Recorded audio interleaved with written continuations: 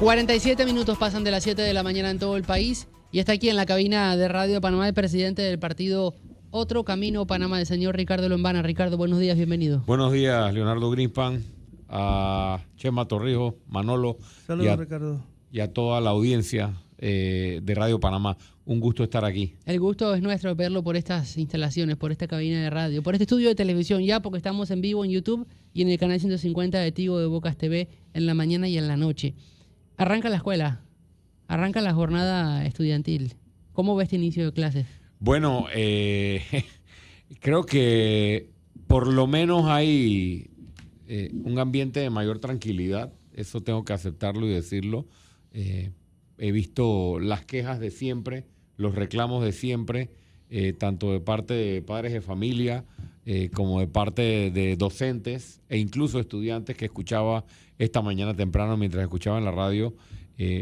Pero el hecho de que el año escolar arranque con tranquilidad, y me refiero a tranquilidad de que no hay paro o alguna situación como la que pudiera haber otros años, eso no significa que estamos tomando los correctivos para nuestro sistema educativo, que es lo que el país requiere y lo que los estudiantes requieren, ¿no?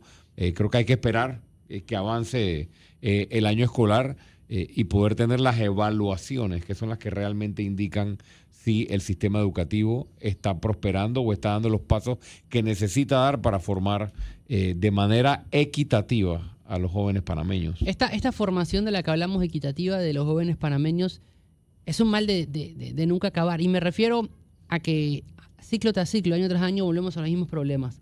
Escuelas con falta de estructura, escuelas que no están listas, escuelas rancho. Pero a su vez, esto lo que acompaña siempre son la cantidad de estudiantes que no llegan a cumplir el ciclo escolar, o por deserción o por temas familiares que no avanzan. ¿Cómo hacemos para encontrar la solución integral que el sistema educativo necesita? Bueno, yo creo que lo primero que debemos hacer, y lo planteábamos nosotros en la campaña, y lo hemos planteado desde que existe este movimiento político, es que la educación tiene que ser prioridad nacional. Y aquí no lo es, y no lo ha sido lastimosamente.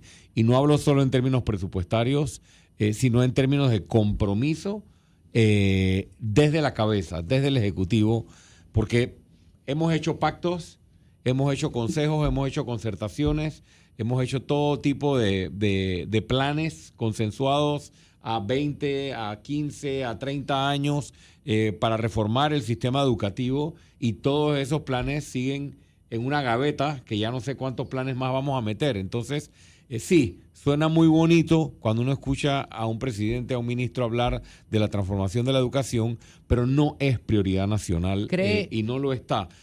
Por ejemplo, te voy a poner un ejemplo para que tal vez se me entienda un poco mejor. ¿Qué es prioridad nacional para el presidente hoy? Por lo menos, abrir la mina. El presidente está dispuesto a lo que sea. Viole la ley, no viole la ley, viole la Constitución, no viole la Constitución, hay que abrirla. ¿Por qué? Hay intereses económicos. Hay un tema económico detrás y por ende dispuesto a hacer lo que sea. Cuando aquí había amenazas, recuerdo, te pongo 2 o 3 ejemplos, de que los bancos estadounidenses le iban a quitar las corresponsalías a los bancos panameños.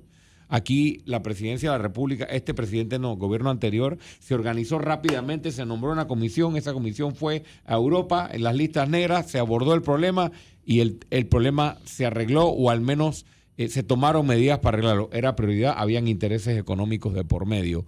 Y así te puedo dar un listado de temas que cuando hay interés económico de algunos sectores, los problemas se resuelven rápido y se convierten en prioridad nacional. Pero los problemas que realmente son prioridad para el pueblo, educación, agua, salud, los vemos siempre con la misma jeringa y siempre postergándose. Es lamentable que sea así, pero por eso empiezo la respuesta a tu pregunta diciendo que tiene que ser una prioridad para la cabeza del gobierno, y no lo es, y tiene que ser una prioridad para la sociedad panameña. Y no todos los sectores están iguales de comprometidos, porque cuando revisas los acuerdos, sobre todo en la última concertación que se hizo acerca de la educación, ves todos los sectores que están allí. Firmaron el documento y para implementarlo se elevó a ley de la República. ¿Cuántos de esos sectores están hoy haciendo presión al gobierno o a las autoridades para que se implemente? Yo no lo veo ocurriendo a menos que sea empujado desde la Presidencia de la República, y luego de que se empuje la Presidencia de la República, entonces pensamos en la continuidad. Y si quieres podemos hablar de planes de educación. Pero la reforma educativa que realiza consultas, lo ha anunciado el presidente en el pasado de enero, lo anunció la ministra de Educación en diferentes espacios, en torno a poder avanzar, para poder reformar la educación, que estamos con una ley del 47, Manolo, si no me equivoco, ¿no? ¿Cómo ve ese proceso? Bien, es una buena iniciativa, pero desde que fracasó la última reforma educativa hace 40 años o un poquito más, indistintamente de los defectos, lo que le faltaba, si era buena o no era buena, no vamos a entrar en eso ahora. ¿Cuántos esfuerzos hemos hecho para transformar y modernizar la educación concertando? Ojalá esto no sea otro pacto del Bicentenario. ¿Cuánto nos costó el pacto del Bicentenario de Nito Cortizo? Nos costó muchísimo dinero. ¿Dónde estará? ¿Usted ha visto dónde está archivado, Chema, el pacto del Bicentenario? No, ya como no me dejan entrar a presidencia, no veo los archivos. Mientras no se vea a veces los llamados a dialogar y a consultar son formas de patear la pelota para no comprometerse en temas que pisan callos. Pero ¿sabe por qué, don Ricardo Lombardo, y perdone que lo molesto? Es que las señales desde el Ejecutivo que está haciendo y el Ministerio de Educación, el MEDUCA, que están haciendo el llamado a la necesidad de tener una nueva ley de educación que supere la de 1947, son como vamos a reformar, pero este es el menú.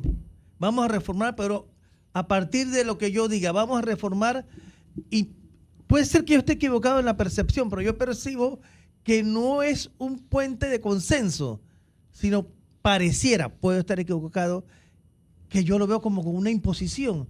Y mientras ese lenguaje, no solo el lenguaje oral, sino el lenguaje gestual, cuando tocan el tema, no cambien, vamos a seguir trillando por el mismo lado hacia la nada. Estoy de acuerdo y hoy ha sido el estilo de este presidente. Este presidente no se caracteriza por diálogo, ni por escucha, ni por consensos, ni por tomar en cuenta. Yo lo hemos escuchado muchísimas veces decir, yo voy a hacer las cosas que tenga que hacer y punto, y no me importa si mi aceptación anda por el piso o si el pueblo no me quiere. A mí lo que me importa es hacer las cosas que yo vine a hacer. Eso creo que muestra una desconexión con la escucha, con estar en sintonía con lo que los distintos sectores, en este caso el sector educativo y todos sus componentes están planteando o puedan plantear. Tiene que haber una modernización, eso no lo estamos negando. O sea, no podemos seguir con la legislación y el marco jurídico actual, pero yo no veo, por lo menos hasta ahora, en esa iniciativa de la reforma educativa, un compromiso real.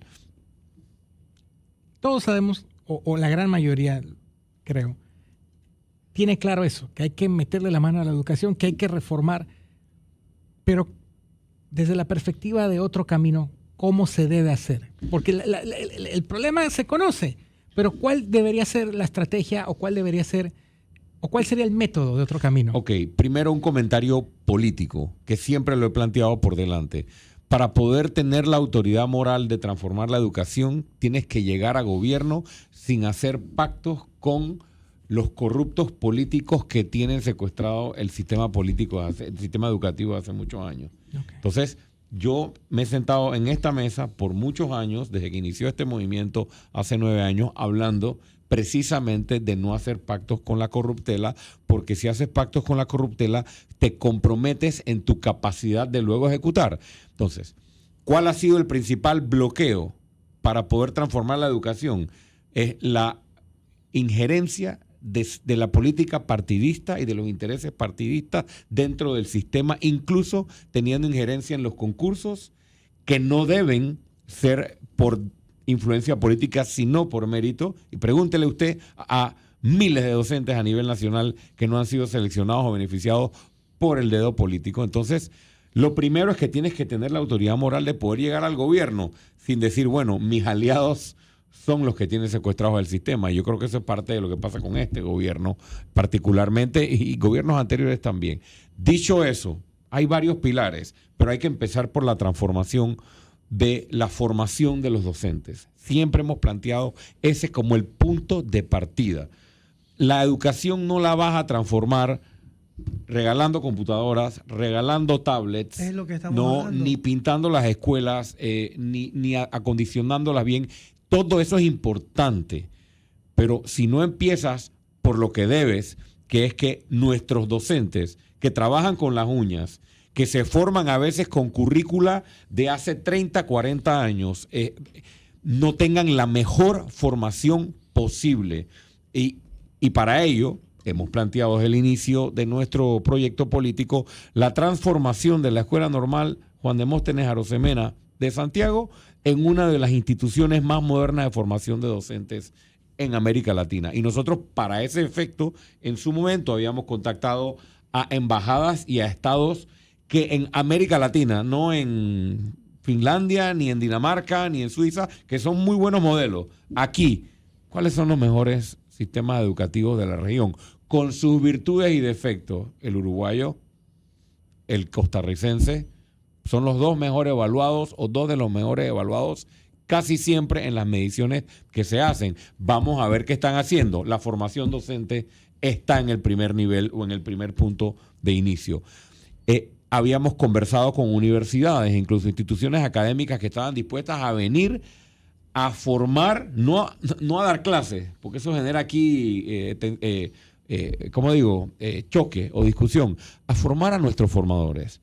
Cuando se inició la República, quienes vinieron a formar a nuestros primeros formadores fueron formadores extranjeros. ¿Cuál es el miedo? Tenemos que nuevamente entender que nuestro sistema colapsó y tenemos que traer a los mejores de esta región, de América Latina, incluso de otras latitudes, a formar a nuestros formadores y convertir las instituciones que forman docentes en las mejores de la región. Así empezamos a producir docentes que no estén con las uñas en cuanto a su currícula, en cuanto a su formación. Luego tienes que pasar a un segundo plano y es la alimentación. Sí, la alimentación, porque nosotros todavía no hemos superado la discusión de la alimentación y la nutrición en muchas regiones del país. Aquí se habla desde hace años de los comedores escolares. Se habla y se habla y se habla y no se ejecuta. Nosotros hemos propuesto y seguiremos insistiendo en la necesidad de hacer obligatoria la instalación de comedores escolares en todos los centros escolares donde los índices de desnutrición y los índices de pobreza tengan un impacto directo en la deserción escolar y en el rendimiento académico de los estudiantes. Ahí tienes un segundo nivel que de ñapa beneficia o beneficiaría a los productores locales, porque todos estos comedores consumirían o se abastecerían de productos nacionales. Una vez tú trabajas en eso, tú puedes empezar a concentrarte en los cambios de la currícula o los cambios curriculares del sistema educativo nacional. Puedes empezar a concentrarte en la infraestructura, puedes empezar a concentrarte en la tecnología que se imparte, en la metodología que se imparte y en brindarle al estudiantado panameño una metodología de educación muy distinta a la de la memorización.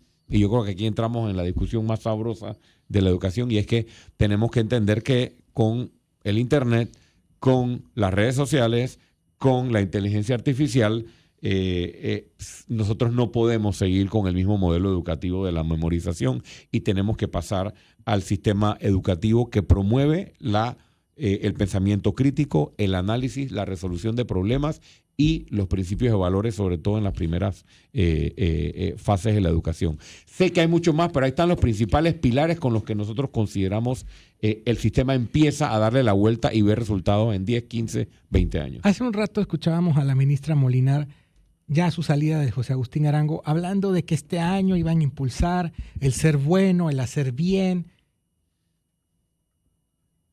Perdón, pero me parece ridículo. ¿Y por qué? Y no estoy diciendo que la sociedad no necesite bondad y no necesite... Pero, ¿quién eres tú para decir qué es bueno y qué es malo? ¿Por qué? O sea, realmente ese es el papel del Ministerio de Educación. Vamos a ser todos buenecitos, vamos a portarnos bien. Eso me parece de un mundo preguerra, o sea, de un mundo, me parece un poco ridículo porque el mundo de hoy es caníbal. Y la tarea de que el ser humano en buena parte sea bueno o sea malo viene del hogar. No sé si me explico. Yo quiero una reforma educativa que tome en cuenta los valores del ser humano y las humanidades, que son importantísimas. Pero necesitamos una reforma educativa que le dé las herramientas al estudiantado para sobrevivir a ese mundo caníbal que cada día es más cruel. O sea, ese tema de que hay que ser buenecitos, me parece súper del siglo XX. Sí, estoy de acuerdo contigo. No es el rol principal del sistema educativo.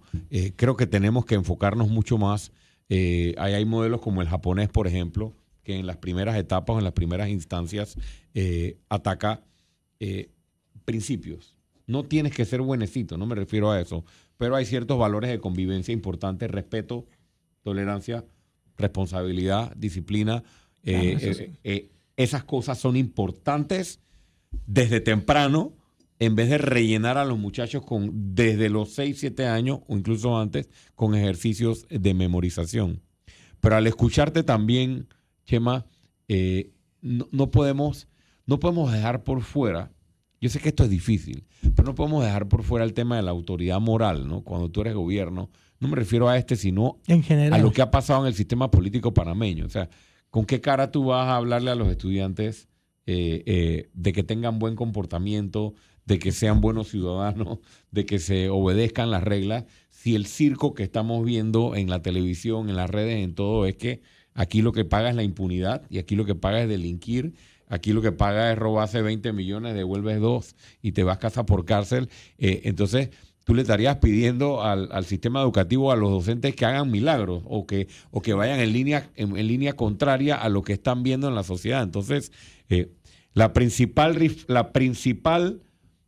una de las principales cosas que necesita la transformación de nuestro sistema educativo es empezar a ver un poco que los estudiantes vean que tener educación, que ser ciudadanos responsables, que el mérito y el esfuerzo pagan. Aquí todavía no estamos viendo eso. Aquí el sistema le ha enseñado a la ciudadanía que lo que paga es tener contacto político, tener palanca y tener influencia. Y mientras la ciudadanía y los jóvenes vean eso de nuestro sistema, vamos a hacer un esfuerzo que se puede ir al traste en nuestro sistema educativo. No olvidemos la importancia de transformar el sistema político y los defectos graves que tiene nuestro Estado de la mano con las transformaciones Hablando educativas. de transformar el sistema político y de transformar lo que realmente hay hoy en día. Se lleva a cabo en el Tribunal Electoral un debate por las reformas electorales que va a llegar a la Asamblea Nacional y que van a ser los diputados, en donde la bancada Seguimos está presente. Van a ser los diputados los que van a modificar finalmente lo que ocurra con esas reformas electorales. ¿Se podrá llegar a un combinado de normas que beneficien y faciliten el voto y que sea lo más justo posible, o seguiremos padeciendo los males de los últimos años? Qué difícil pregunta. Yo creo que es una batalla entre quienes quieren mantener el poder a toda costa, tal vez no por las mejores razones, y quienes intentan o hacen esfuerzos por organizarse y llegar al poder. Yo creo que hay que esperar a ver cómo le va este tema en la Asamblea una vez llega a la Asamblea, pero cuando tú ves la composición de la Asamblea, indistintamente de lo que pueda hacer la bancada Seguimos u otras bancadas o diputados, la mayoría está controlada por diputados de los llamados partidos tradicionales. Dentro de esas bancadas hay algunos diputados que entienden que el sistema tiene que cambiar, el sistema electoral, las reglas del juego, el código electoral, pero no son mayoría. No los veo haciendo mayoría para hacer las transformaciones que realmente necesita el sistema. Si aquí realmente quisiéramos hacer un sistema mucho más equitativo, igualitario, creo que necesitamos otra composición de la Asamblea Nacional, incluso si llega a ocurrir la constituyente o si llega a considerarse en algún momento un paquete de reformas constitucionales, también ver algunos temas electorales que hay que revisar a nivel constitucional, como la segunda vuelta electoral y otros que son importantes para esta discusión. ¿Qué fue lo que pasó hace unas semanas cuando en la sesión de reformas electorales se debatió el tema del voto plancha? Creo que era para candidaturas por libre postulación, y los partidos políticos, creo que incluido Moca, votaron en contra de esa norma que estuvo vigente en la elección pasada? Bueno, eso tuvo un razonamiento detrás.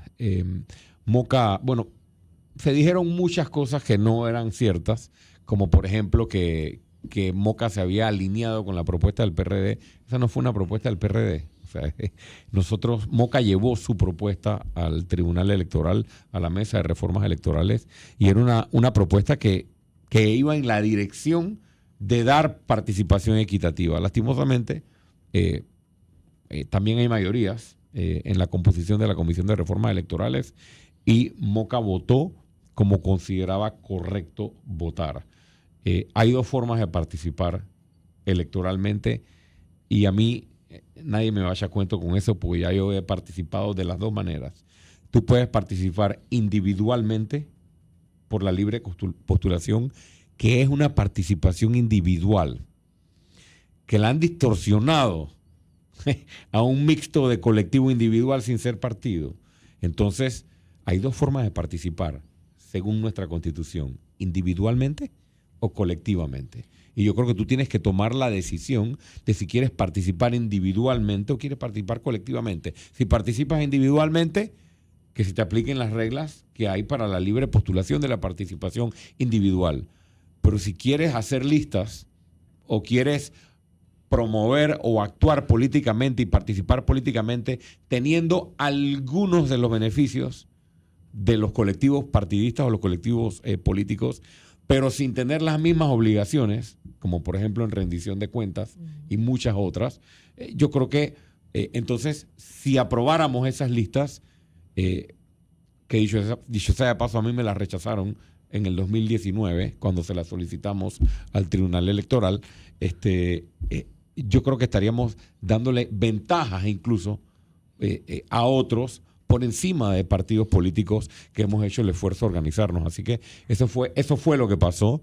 Votamos igual que los otros partidos, pero el que investigue bien. No fue una propuesta del PRD, fue una propuesta que salió de un consenso y fue una propuesta que Moca apoyó y votó a favor de que no hubiese listas o no se aprobaran listas para los diputados o los que corren por libre postulación en diputados en circuitos plurinominales. ¿Ya es hora de que Vamos se defina? ¿Están tratando de estar con Dios y con el diablo a la vez? Esa pregunta la tiene que responder Vamos. Nosotros tomamos una decisión hace ya un tiempo. Miren, yo voy a ponerlo como yo lo puse en su momento. Cuando estábamos de libre postulación o los llamados independientes y teníamos que tomar la decisión de hacer un partido o no. Yo decía, el sistema es injusto para los independientes. El sistema es injusto para los independientes. Y yo digo, ¿sabes qué? Si yo me quedo independiente o me quedo de libre postulación, yo me voy a pasar toda la vida con un cartelón frente al Tribunal Electoral, con un cartelón que dice el sistema es injusto. No sirve para los independientes. Y ahí voy a estar toda la vida. Y adivinen qué, yo no me metí en esto para estar parado con un cartelón diciendo que el sistema es injusto. El sistema es injusto, sí. Yo me metí en esto para transformar el país y transformar la política.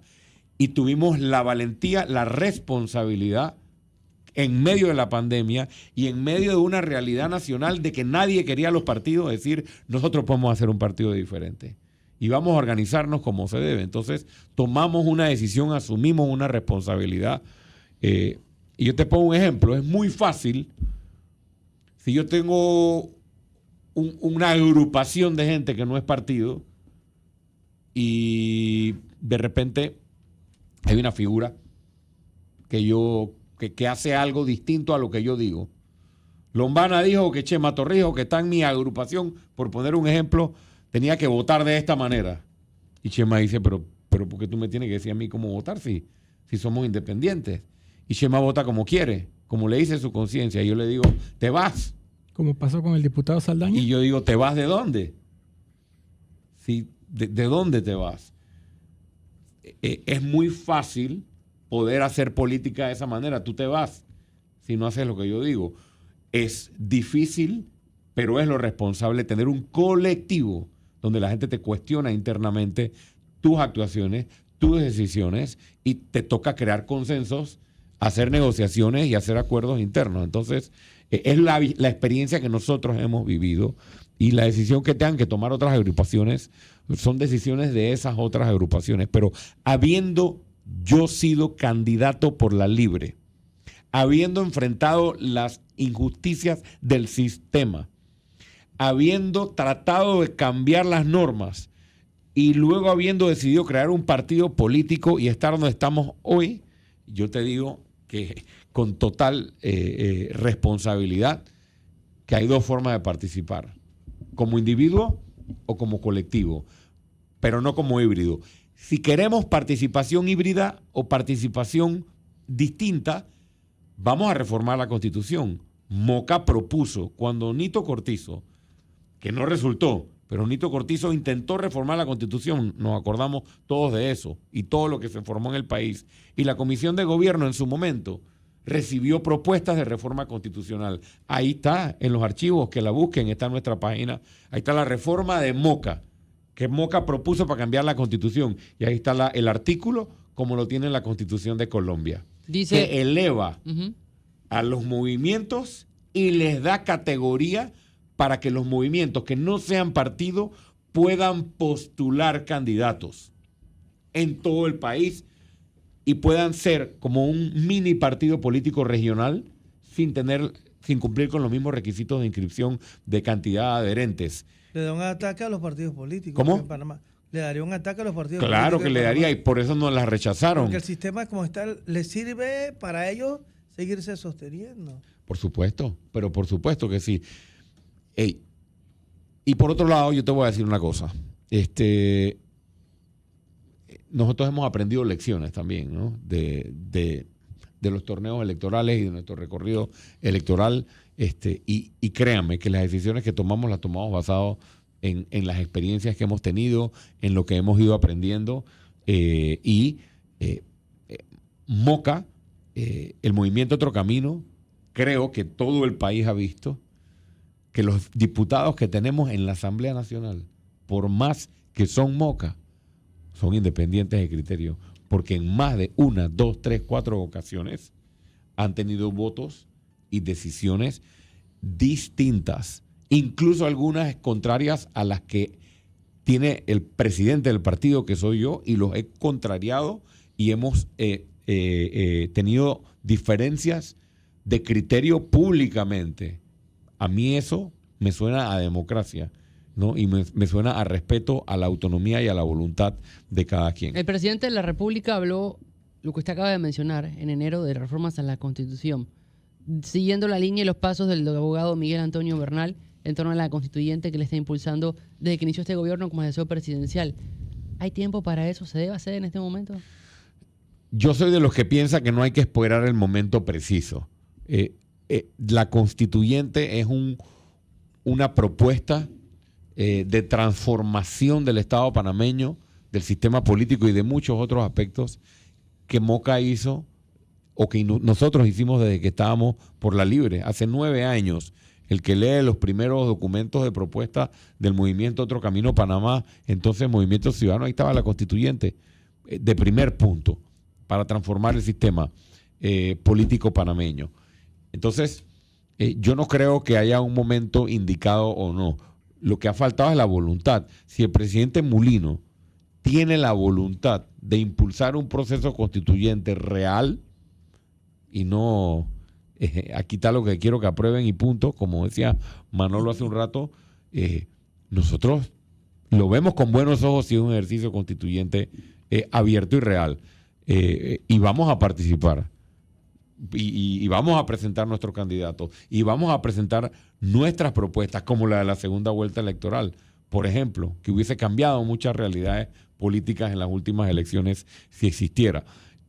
Pero veamos si no le pasa a Mulino lo mismo que le ha pasado a varios expresidentes anteriores que llegaron a la presidencia con la propuesta de la constituyente y al final, como decía el otro amigo, no pasó nada, no hay constituyente impulsada. Pero es que, don Ricardo Lombana, y yo sé que al señor Miguel Antonio Bernal no le gusta que yo diga lo que voy a decir, pero esa constituyente que se propone, o esa iniciativa que se propone, no la constituyente.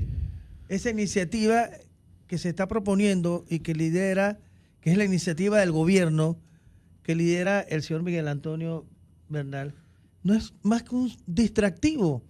Eso, porque ni siquiera... Una zanahoria ahí. Sí, porque ni siquiera desde el gobierno, ni siquiera el presidente sale a defender la iniciativa que lidera Miguel Antonio Bernal. Eso es una falsedad. No se ría, señor Ricardo Lombana, porque es la verdad. Mencióneme un funcionario del gobierno, uno, que salga a defender la iniciativa que lidera Miguel Antonio Bernal. Uno. El presidente lo dice tangencialmente en las conferencias de prensa. Lo dice, pero como que eso está ahí y que la constituyente. Esto es un distractivo. Yo sé que al señor Miguel Antonio Bernal no le gusta que uno diga lo que está diciendo, pero que no va a dar un solo paso adelante. En este gobierno, jamás. Mira, se va a correr el riesgo de que lo tachen. Manolo, esa es una posibilidad y una probabilidad, y te lo acepto. Tal vez no lo quise poner de esa manera. Yo no veo a nadie defendiéndolo, obviamente. Mencióneme medio, no uno, medio. Pero, mira, el profesor Bernal se ha tragado un montón de sapos de cosas que ha hecho el presidente Mulino y este gobierno, que si fuera el Miguel Antonio Bernal que conocimos y que era de otras administraciones, lo hubiéramos visto no solo en la calle, sino con su férrea oposición por temas de convicción y principios. Él ahora se ha tragado muchos sapos y se ha quedado callado frente a acciones antidemocráticas, totalitarias, ilegales y corrupción también del gobierno actual. Y yo creo que bajo la esperanza de que es real el compromiso de llevar adelante la constituyente. Yo espero, Manolo, que estemos equivocados. y así como, no, yo espero que tú no tengas razón, ¿no? Pero bueno, a mí, ¿sabes qué me preocupa? A mí me preocupa, volvemos al tema de la autoridad moral y la credibilidad. Si tú vas a impulsar un proceso constituyente, la población tiene que creer, ¿no? Y tener confianza en quien lidera, encabeza y lanza el proyecto al país. Entonces tenemos a un presidente y a un gobierno con índices de aceptación históricos para el primer año y medio de gobierno, históricos en lo bajo. Sí. Entonces, un proceso constituyente, aunque no estoy de acuerdo en que hay que escoger los tiempos, sí estoy de acuerdo en que es mucho más viable si el gobierno que lo plantea al menos goza de un nivel de confianza para plantearlo a la población, y eso no existe ahora mismo. Porque el proceso constituyente se convierte en una calificación del a gobierno. La gestión del Exactamente. gobierno. Quiero volver un momentito a Moca. El viernes, si no me equivoco, se publicó un comunicado. Ajá. Hablando, entre otros, de varias figuras, pero bueno, ahorita el que recuerdo de buenas a primeras es el representante de Pueblo Nuevo. Como desvinculándose un poco. ¿Qué pasó ahí? ¿A qué viene eso? Bueno, en primer lugar, Moca puso a disposición de muchísimos candidatos de libre postulación poder correr con nuestra bandera, además de ser candidato de libre postulación. Sabemos que eso ocurrió. Así como ocurrió en su momento un acuerdo parcial con la coalición Vamos, en la cual Moca decidió no postular en un número importante de cargos para que no hubiese competencia entre los candidatos de Moca y los de Vamos. Y además, aceptamos o hicimos acuerdos para postular a candidatos por la libre. ¿Qué pasó? 4 candidatos por la libre postulación corrieron además por la bandera de Moca y salieron electos, ¿no? Entonces, ¿qué pasa? Que de algunos de ellos empezamos a recibir ciertas quejas, ¿no? De manera consistente. ¿Cosas ¿no? que como actos de corrupción? No necesariamente actos de corrupción, pero sí señalamientos sobre tareas dentro de su corregimiento que no estaban llevando a cabo, Ok. quejas que no habían sido atendidas, cosa que no se daba con otros representantes de corregimiento. Entonces empezó a preocuparnos un poco las cosas que estábamos escuchando, la recurrencia con la que estábamos escuchándola. Entonces dijimos, ¿sabes qué? Si nosotros tenemos estos dos representantes de corregimiento que no son Moca, no están inscritos en Moca, no representan a Moca, no están trabajando por Moca, y que encima estamos recibiendo algunas quejas de la comunidad, algunas denuncias de la comunidad, o gente que va a tocar la puerta a Moca a decir, tenemos problemas con este representante, que queremos que nos atienda, que queremos que no sé qué, que queremos que haga esto, que no ha hecho lo otro. ¿Sabes qué? Atiéndase directamente o recurra directamente. Como Don Goyo, pues ese muerto no lo cargo yo. Es por supuesto que sí. Sé que la pregunta obligada es, bueno, y hay otros representantes de corregimiento que corrieron por la libre con la bandera de Moca y no estaban en el comunicado. Bueno, al pan pan y al vino vino, al buen entendedor, pocas palabras, ¿y ¿no? estos representantes después del comunicado se han comunicado con ustedes, valga la redundancia?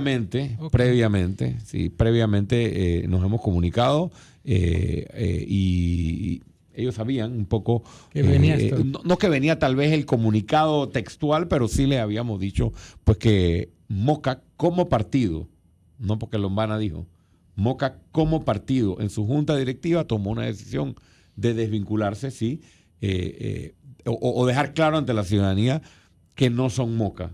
Porque si el día de mañana pasa algo, ese muerto No lo cargo yo. no lo cargo yo. Oiga, desde Bocas del Toro, el señor Efraín Ríos Purruncho. A propósito de lo Alias que usted Purruncho. dijo- Purruncho, sí. Efraín Ríos. Ok. A propósito de lo que usted dijo en relación al señor Bernal. Y lo digo porque, bueno, uno le da cabida a los oyentes y dice, buenos días, dile al señor Lombana que es cierto, porque el señor Bernal no dijo nada de Bocas del Toro. Bueno, es que sí, es que a muchos le ha llamado la atención. Y para mí la única explicación, y con mucho respeto que le tengo al profesor Bernal, la única explicación es que él considera que el compromiso con la constituyente es genuino.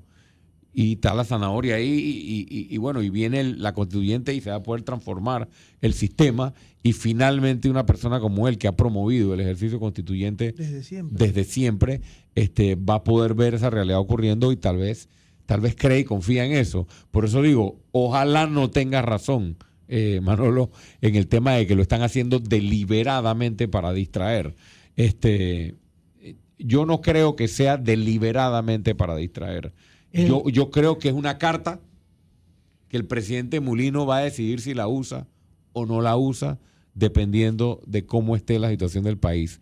Porque no olvidemos que vienen decisiones difíciles. Ujú.